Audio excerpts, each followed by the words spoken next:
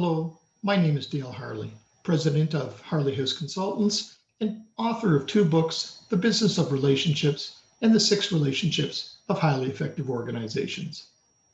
Welcome to our tutorial on investor relations. This is the final video in our six-part series on effectively managing key stakeholder relationships. Investor relations is probably the most misunderstood of the six relationships. Let's start off by defining what we mean by investor relations. Investor relations are the activities through which an organization conscientiously builds relationships with current and potential investors, funding bodies, financial analysts, and the media to ensure it not only has their confidence, but access to all the funds it requires at the most favorable interest rate and lowest fees.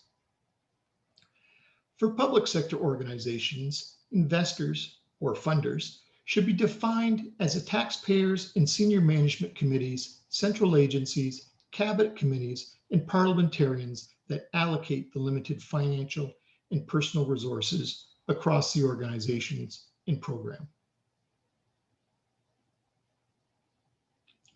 Many private sector organizations ignore investor relations because they are privately held. However, there's a powerful business case for winning the hearts and minds of external stakeholders.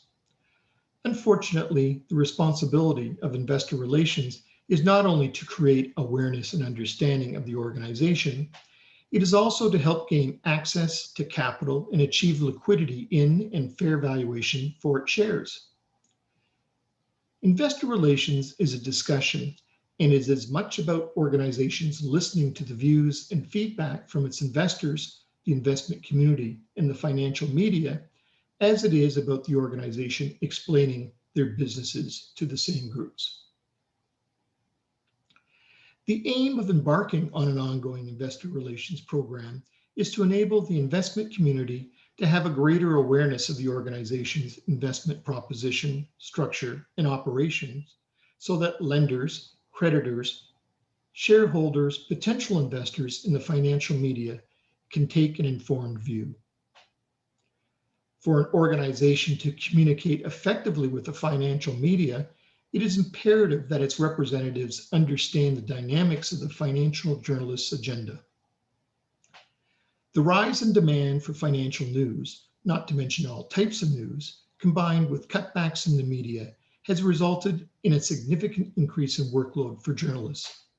The speed of the internet and social media means journalists must constantly update news stories throughout the day and night to stay on top of the story.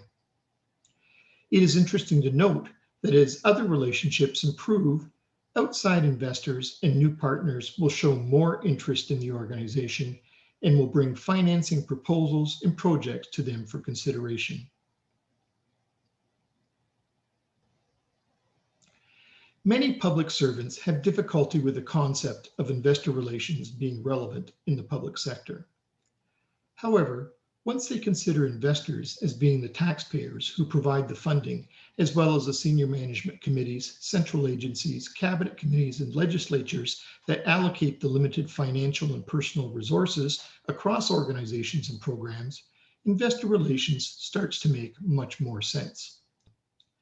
How government and central agencies, as well as individual institutions, allocate their financial and personnel resources is critical to the success of all organizations and programs, especially service providers such as communications, information technology, legal, and human resources.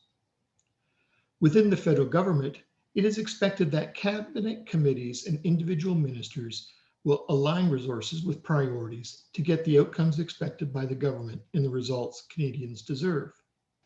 It is important that departments explain to central agencies, taxpayers, business community, and the media the benefits of the federal government investment in projects across the country.